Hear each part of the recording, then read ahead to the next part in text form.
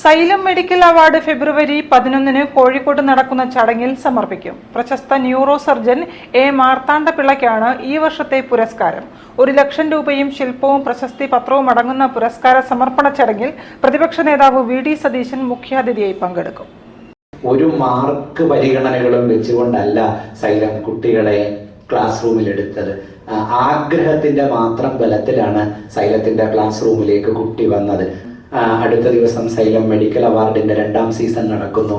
അവിടേക്ക് 1248 കുട്ടികൾ, കഴിഞ്ഞ വർഷം സൈലത്തിൽ നിന്ന് MBBS നേടിയ 1248 കുട്ടികൾ ഇന്ത്യയുടെ വിവിധ ഭാഗങ്ങളിലുള്ള മെഡിക്കൽ കോളേജുകളിൽ നിന്ന് ഒന്നിച്ചു വരുന്നു എന്ന പ്രത്യേകത സൈലം മെഡിക്കൽ അവാർഡിനുണ്ട്. 4ാമത്തെ വർഷത്തിലേക്ക് കാൽവെക്കുമ്പോഴാണ് 1250ഓളം കുട്ടികളെ MBBS ഉള്ളവരാക്കി ഞങ്ങൾക്കൊരു ക്യാമ്പസിനകത്തേക്ക് കൊണ്ടുവരാൻ കഴിയുന്നത് എന്നതിന്റെ ചാരിതാർത്ഥ്യം ഞങ്ങളെ സംബന്ധിച്ചിടത്തോളം ഉണ്ട്.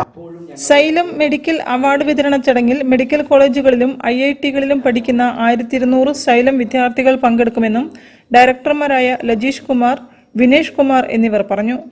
ഫെബ്രുവരി 11 സ്വപ്നനഗരിയിലെ കാലിക്കറ്റ് ട്രേഡ് സെന്ററിൽ ഉച്ചയ്ക്ക് 1:15 ചടങ്ങുകൾ ആരംഭിക്കും. 2-ന് വിദ്യാർത്ഥികളെ ആദരിക്കും. 2023 പ്രവേശനം നേടിയ 1200 സൈലം വിദ്യാർത്ഥികൾക്ക് പുറമെ 10,000-ലധികം മെഡിക്കൽ എഞ്ചിനീയറിംഗ് എൻട്രൻസ് വിദ്യാർത്ഥികളും പങ്കെടുക്കും.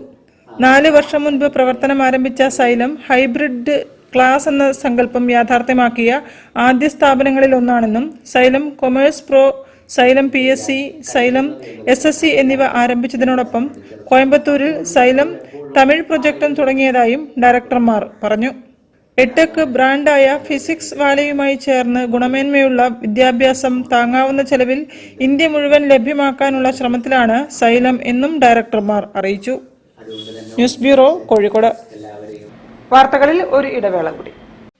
ക്യാൻസറിനെതിരെ പൊരുതാനായി കാലിക്കറ്റ് സിറ്റി സർവീസ് സഹകരണ ബാങ്കും MVR ക്യാൻസർ സെന്ററും സംയുക്തമായി അവതരിപ്പിക്കുന്ന ക്യാൻസർ ചികിത്സാ സഹായ പദ്ധതിയാണ് മാസ് കെയർ. ദേശീയ ജിംനാസ്റ്റിക്സ് ചാമ്പ്യൻഷിപ്പ് ഫെബ്രുവരി